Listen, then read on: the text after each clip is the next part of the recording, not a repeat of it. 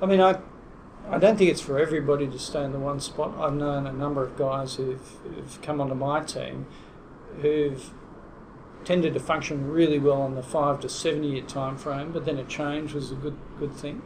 For me, I've been in essentially the same role for almost 30 years. I think the advantage you've got is you know the environment that you're ministering in, you know the people that you're ministering to. They build up a level of confidence and trust in the way you do ministry if you do it appropriately. Yeah. And so you can build almost a bank balance with people, which helps you tackle bigger things. So for us, I was senior minister for 7 or 8 years before we church planted, and the fact that we'd had those 7 or 8 years helped us to actually plant a church and then to plant churches beyond that. So I think that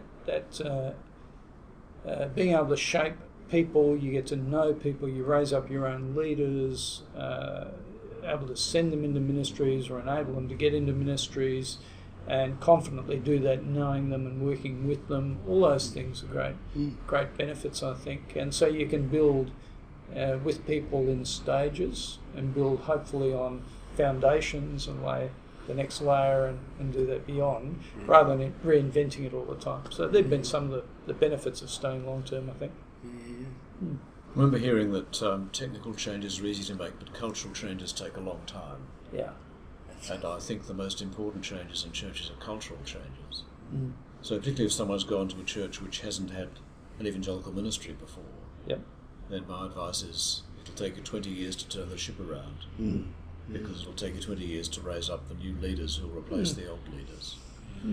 So I think having a long-term aim in ministry and building up the credibility and the trust and the fellowship, but also realising that people change slowly and churches change even more slowly. So it's worth persisting, I think. I remember going to Waniasa as an assistant to be an evangelist on the staff there, and it didn't take long to realise that it took 5 years really to change the culture, where people actually said, I think he's serious about this evangelism stuff. Right. He's not going to give up on it. So I think that's what happens when ministers don't stay long is that people just sit back and think, we'll sit this one out. His bright ideas will go in 4 years' time. So I think quick changes are unhelpful in many circumstances. Well, I'm really interested. How do you keep a passion for your work over 30 years? How do you not become apathetic and even maybe sometimes a little lazy? How do you keep pushing the edges and trying to do more? I think part of it is I've just always been so aware of the great need for the gospel in Adelaide and South Australia. So rather than focusing in on the existing church and its membership, I've kept being reminded of the need for people to hear about Jesus and respond to him. So that in that sense, the mission field's always been huge, and we've only ever been scratching the surface. And when I need a reminder of that, I just walk past Adelaide University, which is where I got converted, and then I'm almost brought to tears every time I do that, not because of my academic record or anything, but because I keep remembering I was there at that campus for 3 years when I wasn't a Christian, and there are 10,000 plus students on that campus who don't know the Lord Jesus, who desperately need to hear him. And then I just think about Adelaide and South Australia and think it's exactly the same, right across this city and state. And we've been able to plant some churches by the grace of God, but again, we're just scratching the surface. So I think that keeping that vision of a lost world before you, always just keeps firing you up. And then from a personal point of view, the other thing I've done is changed my responsibilities regularly.